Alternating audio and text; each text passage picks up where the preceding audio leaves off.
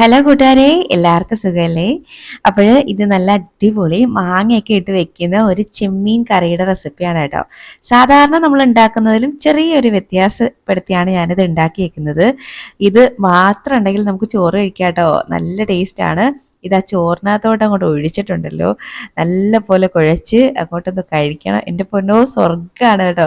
അപ്പോൾ നമുക്ക് ഇതെങ്ങനെ ഉണ്ടാക്കുന്നത് കണ്ടു നോക്കിയാലോ? അതിന് മുന്നേ ചാനൽ ഇതുവരെ സബ്സ്ക്രൈബ് ചെയ്യാതെ ആരെങ്കിലും കാണുന്നുണ്ടെങ്കിലേ പ്ലീസ് ഒന്ന് സബ്സ്ക്രൈബ് ചെയ്ത് സപ്പോർട്ടോടെ ചെയ്തേക്കണേ. കൂടെ കാണുന്ന ബെല്ലൈക്കണിലെ ഓള് തന്നെ ഒന്ന് അമർത്തിയേക്കണേ. അപ്പോൾ നമുക്കിത് എങ്ങനെ ഉണ്ടാക്കുന്നതെന്ന് കണ്ടു നോക്കാം. വായോ.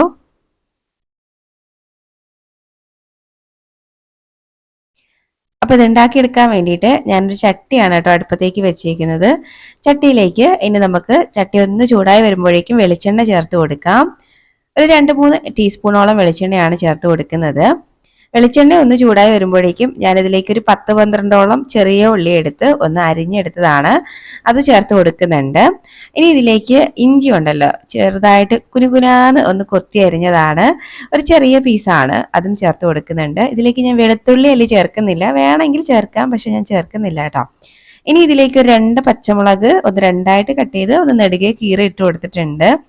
ഇനി ആവശ്യത്തിന് കുറച്ച് കറിവേപ്പിലയും കൂടെ ചേർത്ത് കൊടുക്കാം.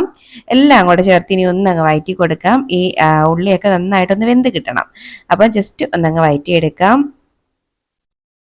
പെട്ടെന്ന് തന്നെ ഒന്ന് ആയി കിട്ടും. ചട്ടിയൊക്കെ നല്ല ചൂടായിട്ടിരിക്കുന്നതുകൊണ്ട് തന്നെ പെട്ടെന്ന് ഉള്ളിയൊക്കെ വഴണ്ട് കിട്ടും കേട്ടോ. അപ്പോൾ ദാണ്ട് നമ്മുടെ കുഞ്ഞുള്ളിയൊക്കെ അത്യാവശ്യം ഒന്ന് വഴണ്ട് കിട്ടിയിട്ടുണ്ട്. അപ്പോൾ ദാണ്ട് ഒന്ന് വാടി വന്നിട്ടുണ്ട്, കുറച്ചുകൂടെ ഒന്ന് റെഡി ആവാനുണ്ട്.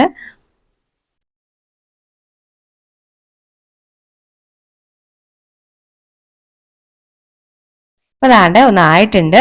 അപ്പോൾ നമുക്കിനി ഇതിലേക്ക് പൊടികളൊക്കെ ചേർത്ത് കൊടുക്കാം. ഒരു 1/4 ടീസ്പൂൺ മഞ്ഞൾപ്പൊടിയും ഒരു 2 ടീസ്പൂണൊക്കെ മുളക് പൊടി ചേർത്ത് കൊടുക്കുന്നുണ്ട്. കാശ്മീരി ചില്ലിയാണ് കേട്ടോ ഞാൻ ചേർത്ത് കൊടുക്കുന്നത്. അപ്പോൾ നിങ്ങൾക്ക് എരിവുള്ള മുളക് പൊടി വേണമെങ്കിലും ചേർത്ത് കൊടുക്കാം. ഇനി ഇതിലേക്ക് ഒരു ടീസ്പൂൺ മല്ലിപ്പൊടിയും കൂടി ചേർത്ത് കൊടുക്കുന്നുണ്ട്.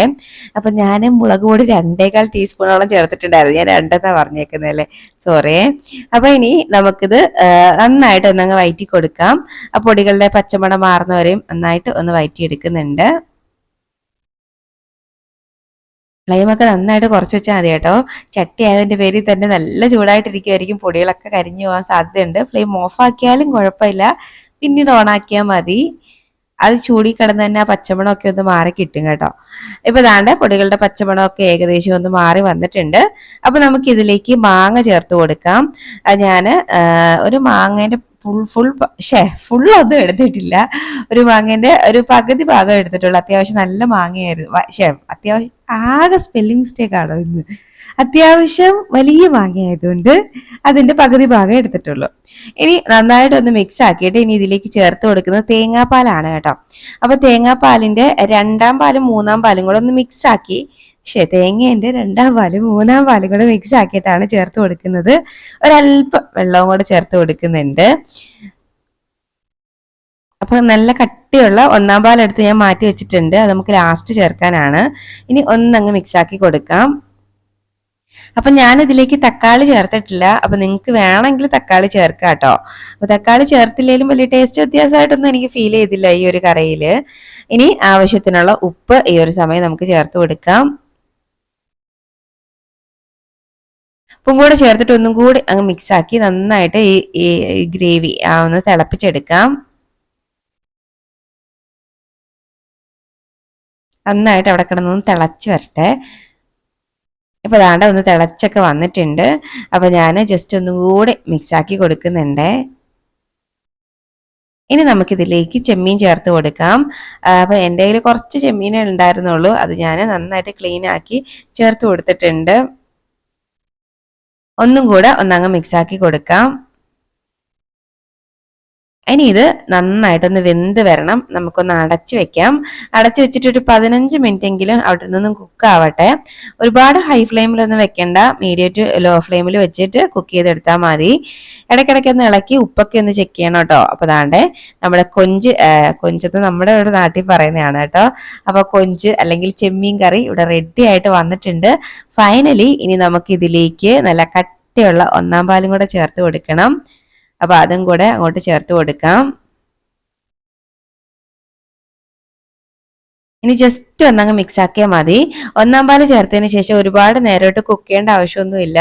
പെട്ടെന്ന് ഇനി ഫ്ലെയിം അങ്ങ് ഓഫ് ആക്കാം. ആ ഒരു ചൂട് അതിലുണ്ടല്ലോ, ആ ഒരു ചൂട് മാത്രം മതി. ഇനി നമുക്ക് വീണ്ടും ഒന്നും കൂടെ തിളപ്പിക്കേണ്ട ആവശ്യമൊന്നുമില്ല. ഞാൻ ഉപ്പൊക്കെ ചെക്ക് ചെയ്തപ്പം പെർഫെക്റ്റ് ആയിരുന്നു കേട്ടോ. അപ്പൊ ഇനി ഉപ്പൊന്നും ചേർക്കേണ്ട ആവശ്യമില്ല.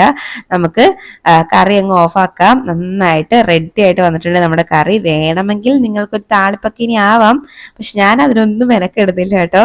നമ്മുടെ അടിപൊളി ചെമ്മീൻ കറി ഇവിടെ റെഡി ആയിട്ട് വന്നിട്ടുണ്ട്. നല്ലൊരു മണവും നല്ലൊരു ടേസ്റ്റുമാണ്. അപ്പൊ നിങ്ങൾ ചെമ്മീൻ കറി ഇങ്ങനെയാണ് ഉണ്ടാക്കുന്നത്? ഇങ്ങനെ ഒന്ന് ഉണ്ടാക്കി നോക്കിയിട്ടില്ലെങ്കിൽ ഉറപ്പായിട്ട് ഉണ്ടാക്കി നോക്കിക്കോളൂ. മാങ്ങയൊക്കെ കിട്ടുന്ന സീസൺ അല്ലേ, അപ്പൊ നമുക്ക് എളുപ്പത്തിൽ ഉണ്ടാക്കാൻ പറ്റുന്ന ഒരു ഐറ്റം ആണ്. അപ്പൊ ഉണ്ടാക്കി നോക്കിയിട്ട് നിങ്ങളുടെ അഭിപ്രായങ്ങൾ ഷെയർ ചെയ്യാൻ മറക്കരുത് കേട്ടോ. അതുപോലെ വീഡിയോ ഇഷ്ടമാവുകയാണെങ്കിൽ ലൈക്ക് ചെയ്യാനും മറക്കല്ലേ. അപ്പോഴ് ഇനി ഒരു റെസിപ്പിയുമായിട്ട് നമുക്ക് വീണ്ടും കാണാം. അതുവരേക്കും ബൈ. Thanks for watching.